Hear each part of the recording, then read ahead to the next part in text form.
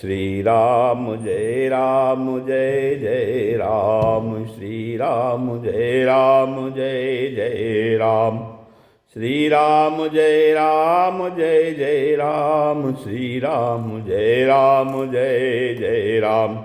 ओम श्री गणेशाय नमः, ओम श्री गुरुवे नमः, ओम श्री सीतारामचंद्राभ्यां नमः, ओम उमामहेश्वराभ्यां नमः, ओम श्री एकादशमुखी दक्षिणेश्वरां सरकार श्रीमते नमः।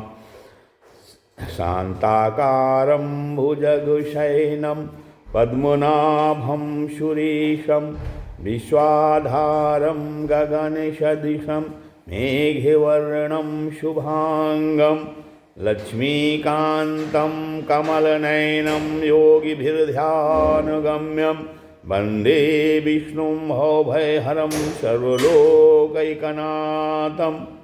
यं ब्रह्मा वरुणेन्द्ररुद्रमरुतः शृण्वन्तु दिव्यैस्तवैः, वेदैः साङ्गपदक्रमोपनिषदैर्गायन्ति यं सामगा, ध्यानावस्थितद्गतेन मनसा पश्यन्ति यं योगिनो, यस्यान्तं न विदुषुरासुरगणाधिवाय तस्मै नमः।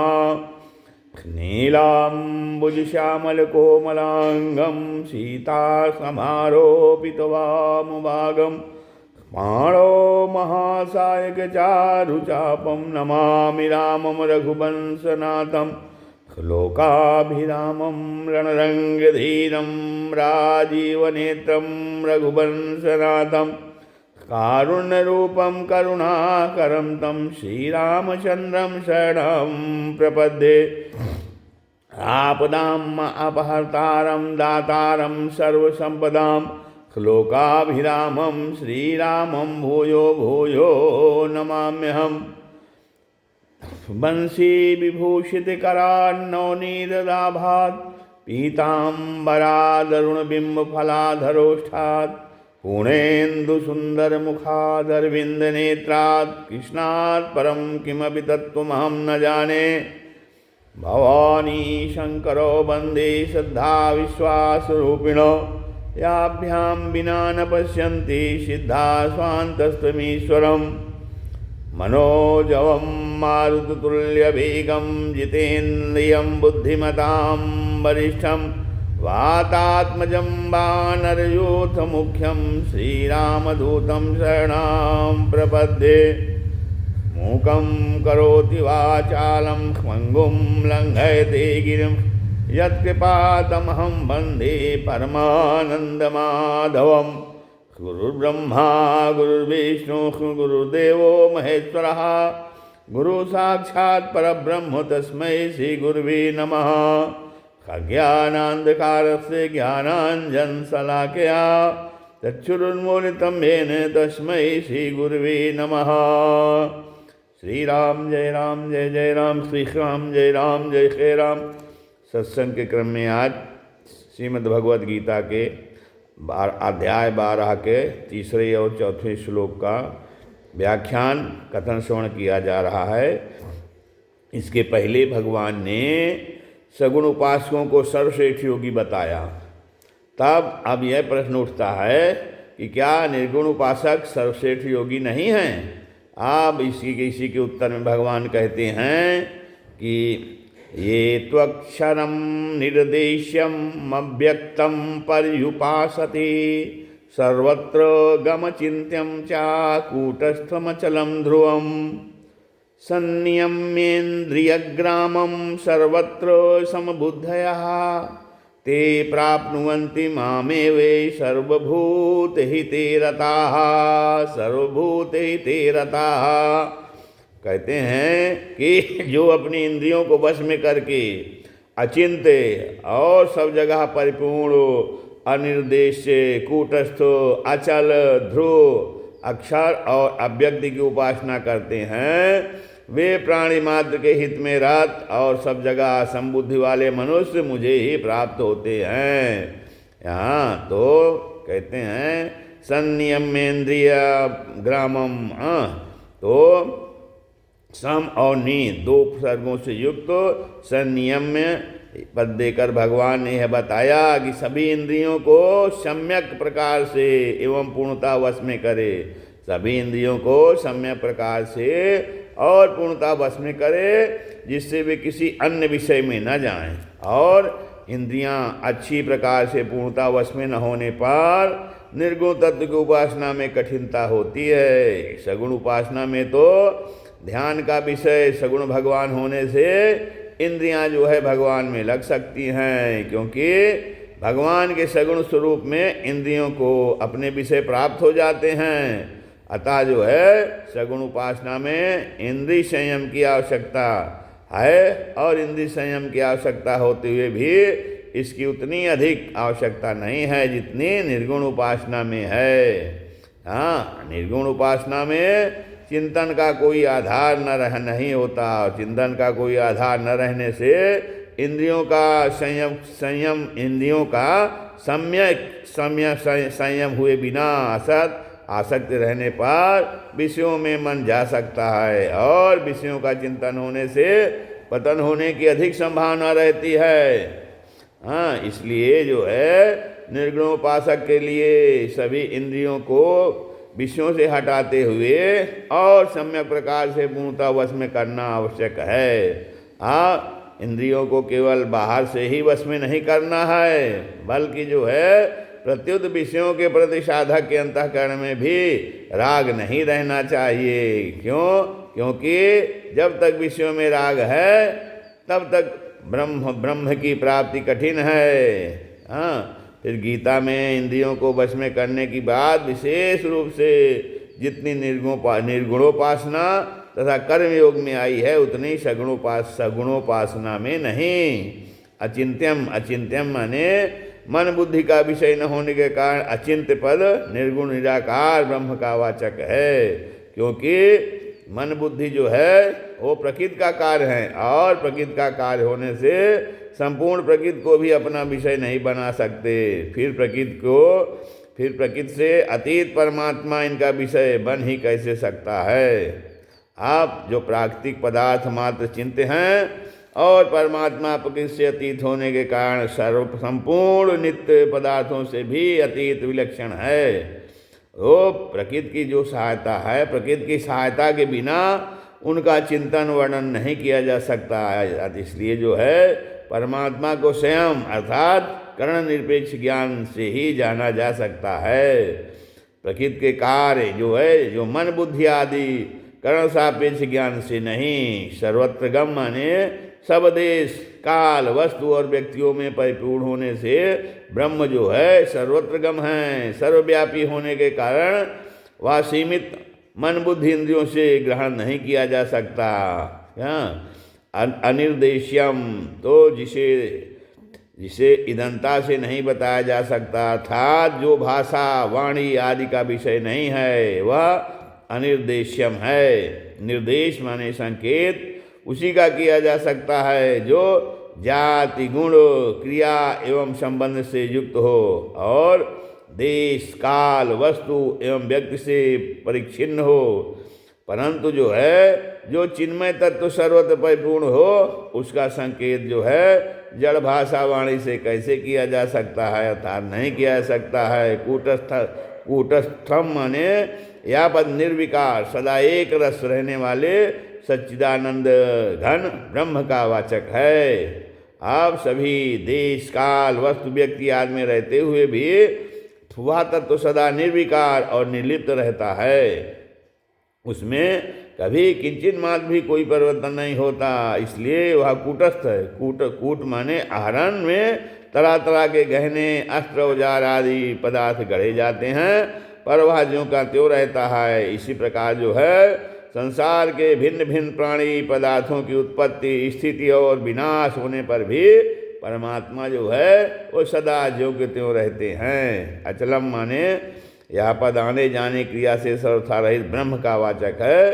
प्रकृति चल है और ब्रह्म जो है अचल है। ब्रह्म अचल है।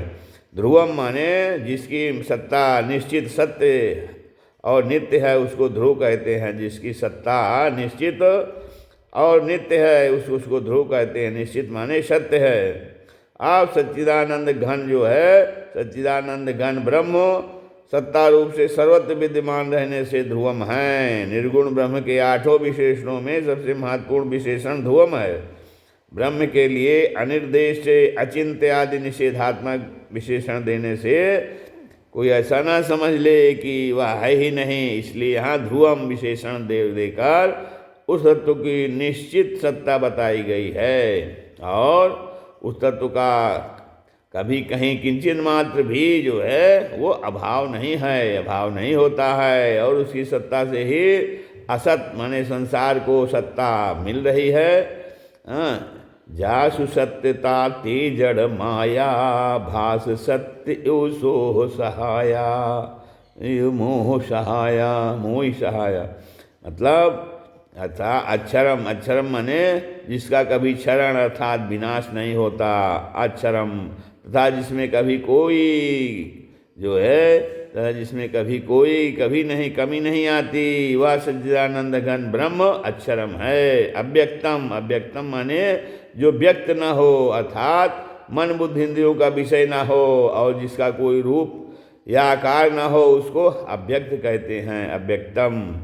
पर्युपासते, यह पद यहाँ निर्गुण उपासनों की सम्यक उपासना का बोधक है। शरीर रहित सहित संपूर्ण पदार्थों और कर्मों में वासना तथा अहम भाव का भाव तथा भाव रूप सच्चिदानंद घर परमात्मा में अभिन्न भाव से नित्य निरंतर दृढ़ स्थित रहना ही उपासना करना है। अब इस प्रकार इन श्लोक में यहाँ पर 8 विशेषण दिया गया है। जिस विशेष वस्तु तत्व का लक्ष्य कराया गया है और उससे जो विशेष वस्तु समझ में आती है वह बुद्ध विशिष्ट ब्रह्म का ही स्वरूप है, जो कि पूर्ण नहीं है, क्योंकि लक्षण और विशेषणों से रहित निर्गुण निर्विशेष ब्रह्म का स्वरूप जो बुद्धि से अतीत है किसी भी प्रकार से पूर्णतया बुद्धि आदि का विषय नहीं हो सकता है।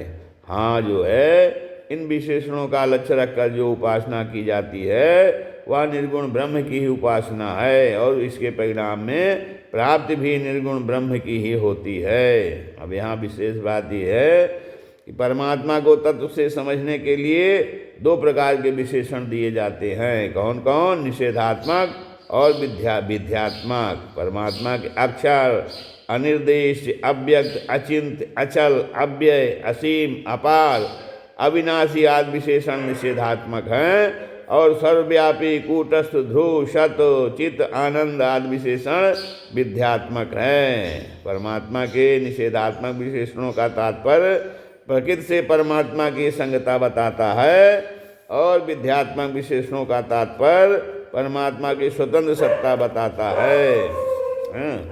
अब परमात्म तत्व सांसारिक प्रवृत्ति और निवृत्ति दोनों से परे अर्थात सहज निवृत्त और दोनों को समान रूप से प्रकाशित करने वाला है। तो ऐसे निरपेक्ष परमात्म तत्व का लक्ष्य कराने के लिए बुद्धि को परमात्मा के नज़दीक पहुंचाने के लिए ही भिन्न भिन्न विशेषणों से परमात्मा का वर्णन किया जाता है, परमात्मा का लक्ष्य किया जाता है।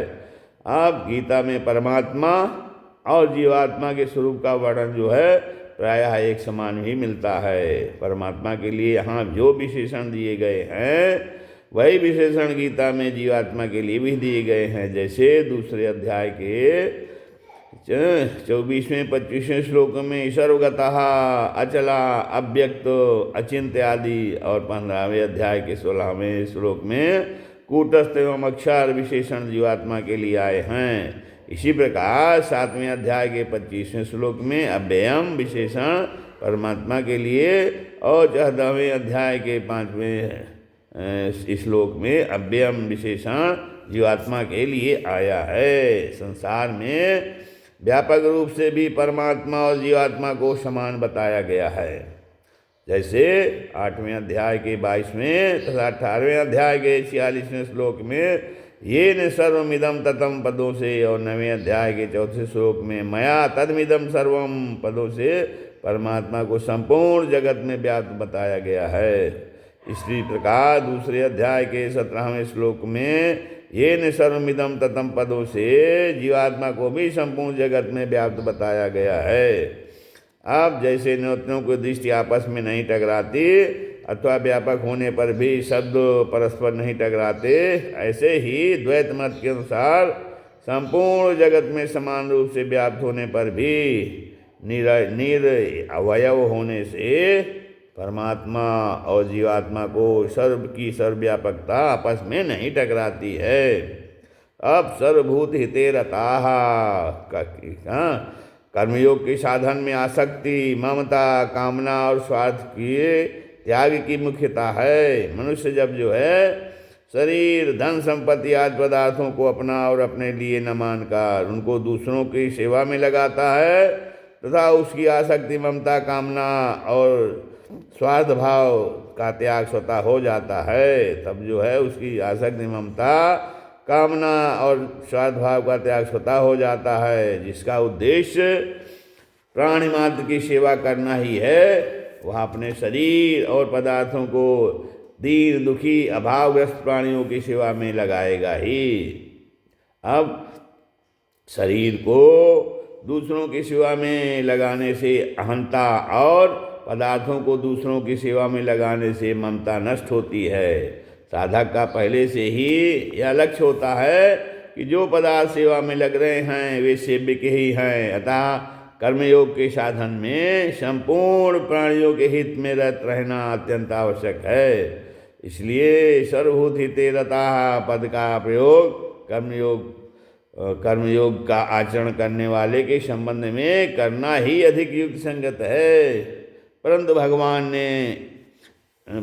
ने इस पद का प्रयोग जो है यहाँ 5वें अध्याय के 25वें श्लोक में दोनों ही स्थानों पर ज्ञान योगों के संबंध में किया है।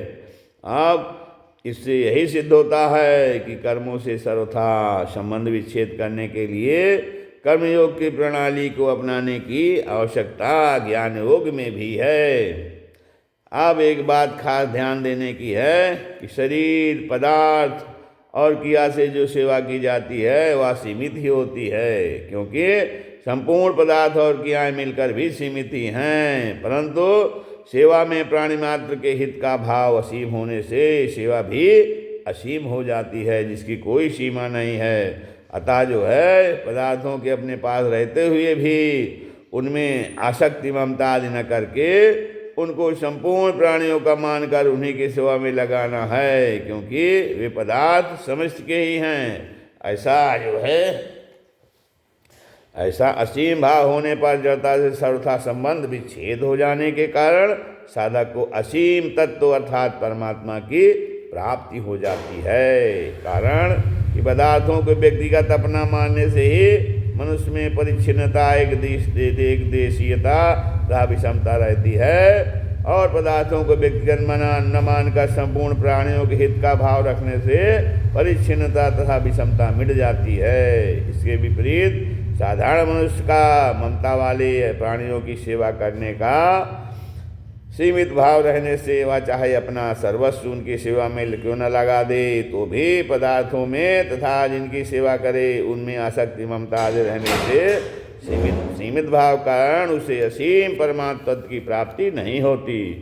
इसीलिए अतः जो है असीम परमात्मा तत्व की प्राप्ति के लिए प्राणिमात्र के हित में रति अर्थात प्रीति रूप असीम भाव पर होना आवश्यक है। सर्वभूत हिते रताः पद उसी भाव को व्यक्त करते हैं। अब ज्ञान योग का साधक जड़ता से संबंध विच्छेद करना चाहता तो है, परंतु जब तक उसके हृदय में नाशवान पदार्थों का आदर है तब तक पदार्थों का मायामय अथवा स्वप्नवत समझकर उनका ऐसे ही त्याग कर देना उसके लिए कठिन है। परंतु कर्मयोग का साधक पदार्थों को दूसरों की सेवा में लगाकर उनका त्याग ज्ञान योगी की अपेक्षा सुगमता पूर्वक कर सकता है। अब ज्ञान योगी में तीव्र वैराग्य होने से ही पदार्थों का त्याग हो सकता है, परंतु कर्मयोगी थोड़े वैराग्य में ही पदार्थों का त्याग अर्थात परहित में कर सकता है। प्राणियों के हित में पदार्थों का सदुपयोग करने से जड़ता से सुगमता पूर्वक संबंध विच्छेद हो जाता है। भगवान ने यहाँ सर्वभूत हिते रतः पद देकर यही बताया कि प्राणी मात्र के हित में रत रहने से पदार्थों के प्रति आदर बुद्धि रहते हुए भी जड़ता से संबंध विच्छेद सुगमता पूर्वक हो जाएगा। अब प्राणी मात्र का हित करने के लिए कर्मयोग ही सुगम उपाय है। निर्गुण उपासना की साधना के अंतर्गत अनेक अनाचार, अनेक अवान्तर भेद होते हुए भी मुख्य जो है वो दो भेद हैं। कौन कौन? पहला ये जड़ चेतन और चर अचर के रूप में जो कुछ प्रतीत होता है वह सब आत्मा या ब्रह्म है, और दूसरा जो कुछ दृश्य वर्ग प्रतीत होता है वह अनित्य, क्षण भंगुर और असत है। हाँ, तो इस प्रकार संसार का जो है इस प्रकार संसार का बाध करने पर जो तत्व शेष रह जाता है वह आत्मा या ब्रह्म है। अब पहली साधना में सब कुछ ब्रह्म है इतना सीख लेने मात्र से ज्ञान निष्ठा सिद्ध नहीं होती। जब तक कि अंतःकरण में राग अर्थात काम क्रोध आदि विकार हैं तब तक ज्ञान निष्ठा का सिद्ध होना बहुत कठिन है। जैसे राग मिटाने के लिए कर्मयोगी के लिए सभी प्राणियों के हित में रति होना आवश्यक है, ऐसे ही निर्गुण उपासना करने वाले साधकों के लिए भी प्राणी मात्र के हित में रति होना आवश्यक है। तभी राग मिटकर ज्ञान निष्ठा सिद्ध हो सकती है। इसी बात को लक्ष्य कराने के लिए यहाँ जो है सर्वभूत हिते रताः पद आया है। आप दूसरी साधना में जो साधक संसार से उदासीन रहकर एकांत में ही तत्व का चिंतन करते रहते हैं उनके लिए कर्मों का स्वरूप से त्याग सहायक तो होता है, परंतु केवल कर्मों का स्वरूप से त्याग कर देने मात्र से ही सिद्धि प्राप्त नहीं होती। हाँ, प्रत्युत सिद्धि प्राप्त करने के लिए भोगों से वैराग और शरीर इंद्रिय मन बुद्धि में अपनेपन के त्याग की अत्यंत आवश्यकता है। इसीलिए वैराग्य और निर्ममता के लिए सर्वभूत हिते रतः होना आवश्यक है। ज्ञान योग का साधक प्रायः समाज से दूर असंग रहता है, अतः उसमें व्यक्तित्व रह जाता है, जिसे दूर करने के लिए संसार मात्र के हित का भाव रहना अत्यंत आवश्यक है। अब वास्तव में असंगता शरीर से ही होनी चाहिए। समाज से संगता होने पर अहम भाव दृढ़ होता है अर्थात मिटता नहीं। जब तक साधक अपने को शरीर से स्पष्टता अलग अनुभव नहीं कर लेता तब तक संसार से अलग रहने मात्र से उसका लक्ष्य सिद्ध नहीं होता, क्योंकि शरीर भी संसार का ही अंग है और शरीर में तादात्म्य और ममता न रहना ही उससे वस्तुतः अलग होना है। तादात्म्य और ममता मिटाने के लिए साधक को प्राणी मात्र के हित में लगना आवश्यक है। अब दूसरी बात यह है कि साधक सर्वदा एकांत में ही रहे, यह संभव भी नहीं है, क्योंकि शरीर निर्वाह के लिए उसे व्यवहार क्षेत्र में आना ही पड़ता है, और वैराग्य में कमी होने पर उसके व्यवहार में अभिमान के कारण कठोरता आते ही आने की संभावना रहती है, तथा कठोरता आने से उसके व्यक्तित्व अर्थात अहम भाव का नाश नहीं होता। इसलिए उसे तत्व की प्राप्ति में कठिनता होती है, व्यवहार में कहीं कठोरता ना आ जाए। इसके लिए भी यह जरूरी है कि साधक सभी प्राणियों के हित में रत रहे। ऐसे ज्ञान योग के साधक द्वारा सेवा कार्य का विचार चाहे ना हो, परंतु भगवान कहते हैं कि वह भी सभी प्राणियों के हित में रत के कारण जो है मेरे को प्राप्त कर लेगा।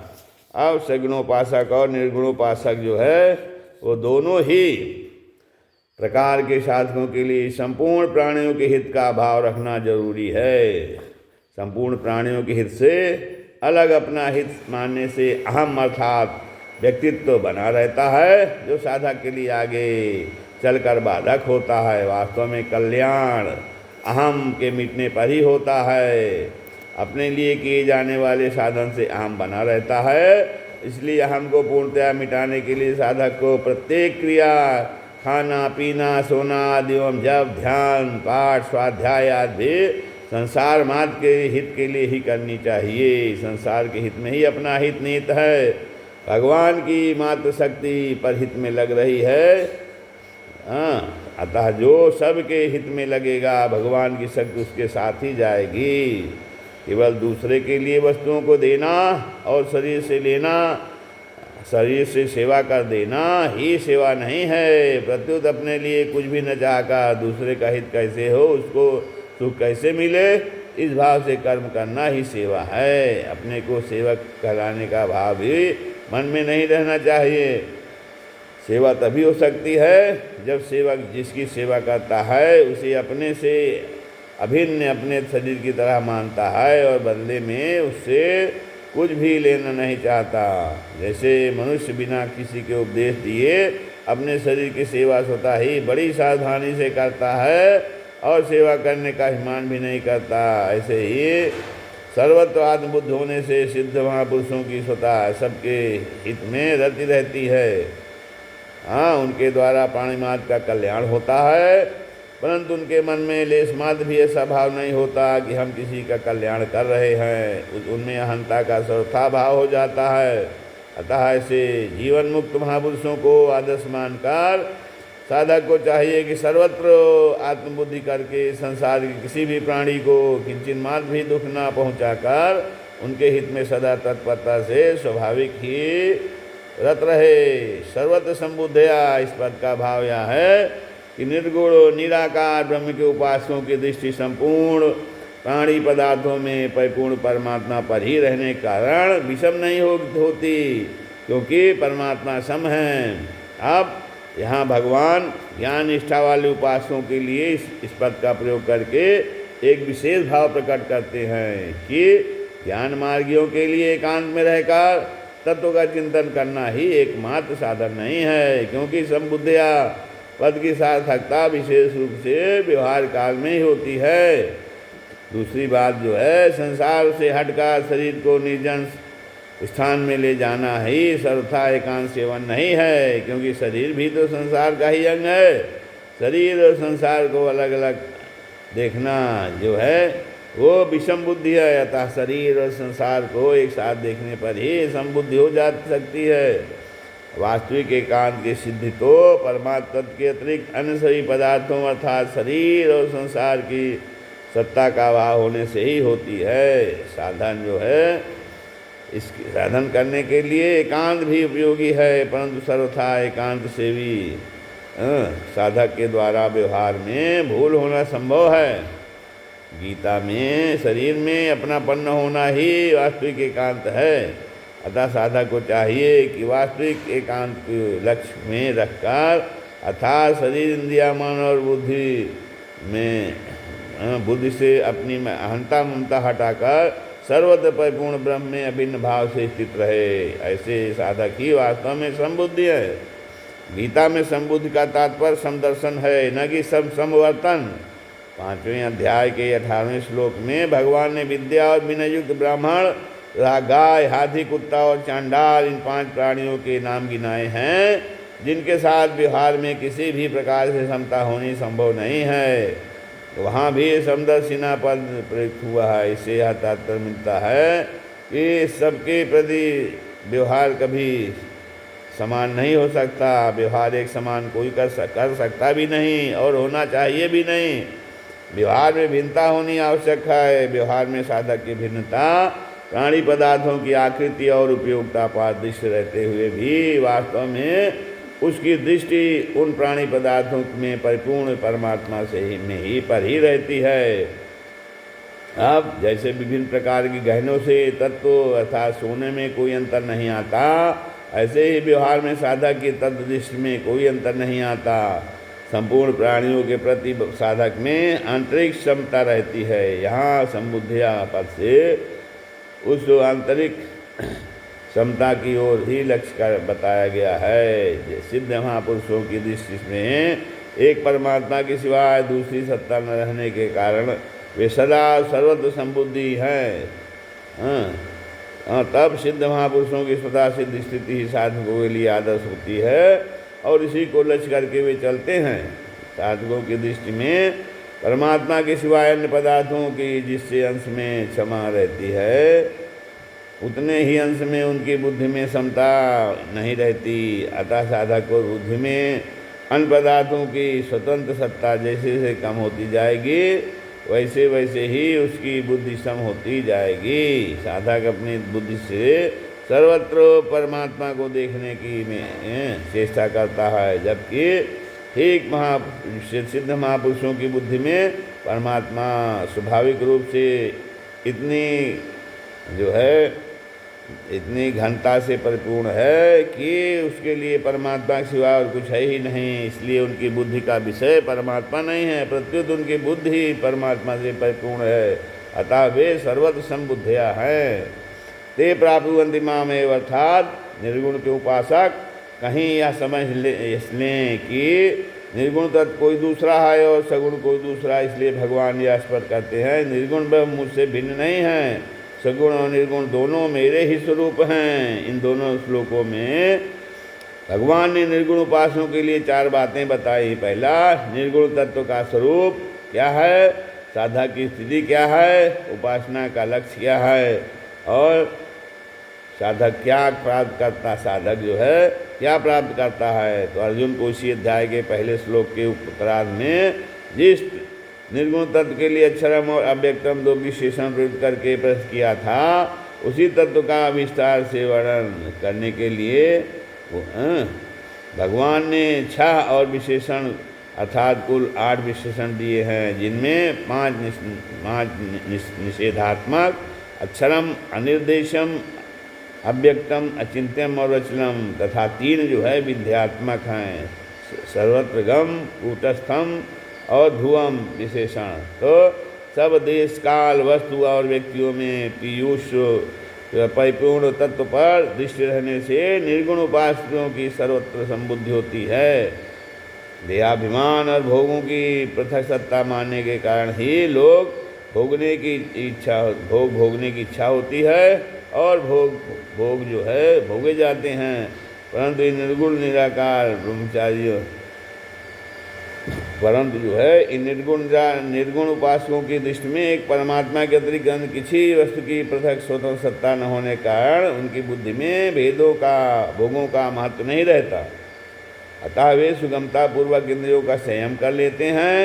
सर्वत्र संबुद्धि वाले होने के कारण उनकी सब प्राणियों के हित में रति रहती है, इसीलिए वे सर्वभूत हिते रता हैं।